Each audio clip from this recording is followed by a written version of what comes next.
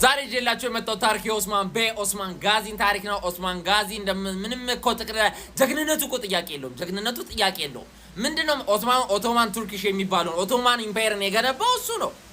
ኦስማን የሚለው ስያሜ ላይ ነው እንደውም ኦቶማን ራሱ የመጣው እናሳ በ13ኛው ክፍለ ዘመን የነበረ አካባቢውን ሲያስጨንቅ የነበረ ጀግና ታማኝ ደግሞ አዳሴም ታይ በቃ ሀቀኛ ሰው ነበረ። በቃ ይገርመኛል እኔ ምን አይነት ጀግና እንደሆነ ማለት ነው። በዛ ላይ ደግሞ የሚገርም የተነሳው ከተራ የጎሳ ከተራ ከትልቅ ኢምፓየር አይደለም ከተራ ጎሳ ነበሩ። እነሱን አንድ አድርጎ የቱርክ ጎሶች የተከፋፈሉት አንድ አድርጎ የሚያክል ታላቅ ኢምፓየር ለ600 ዓመት ዓለምን ያስጨነቀውን ታላቁን ኦቶማን ኢምፓየርን የገነባው ይሄ ጀግና አይደል ታዲያ አባቴ።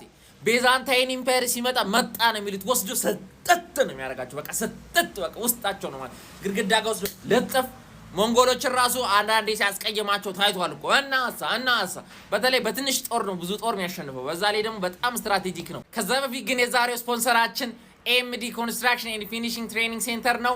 በአልሙኒየም በፈርኒቸር በኤሌክትሪክ ዝርጋታ በተለያዩ በጂፕሰን በተለያዩ ማለት ነው የፊኒሺንግ ስራዎችና ሙያዎች ላይ ስልጠና ልዩ የክረምት ስልጠና ይዤላችሁ መጥቻለሁ እያላችሁ ነው።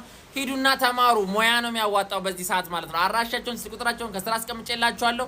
በስፔሻል በፍጥነት መጨረስ ለምትፈልጉ በአጭር ጊዜ የሚያልቅ የማታ በፈለጋችሁ ታይም ተመቻችቶላችሁ ትማራላችሁ። ጥሩ ሙያ ይዛችሁ ጥሩ እውቀት ይዛችሁ ትወጣላችሁ ማለት ነው። ለማንኛውም ወደ ታሪካችን ስንመለስ አራሻና ስልክ ቁጥር ከስራ አድርጌያለሁ። ያራዳ ልጆች ኦስማን እንዳልኳችሁ በጣም የሚገርም ሰው ነው። በጣም አቀኝነቱና ደግሞ ከጀግንነቱ ያለፈው ደግሞ በጣም ከራሱ ብሔርና ሃይማኖት ውጪ ያሉ ሰዎችን ትሪት የሚያደርግበት መንገድ ነው። ለምሳሌ የዛ አካባቢ ክርስቲያኖች ለኦስማን ቤን የሚደረቡት ለቤዛንታይን አይደለም። ቤዛንታይን ማለት እንግዲህ ክርስቲያን ኪንግደም ነው ወይም ደግሞ ኢምፓየር ነው።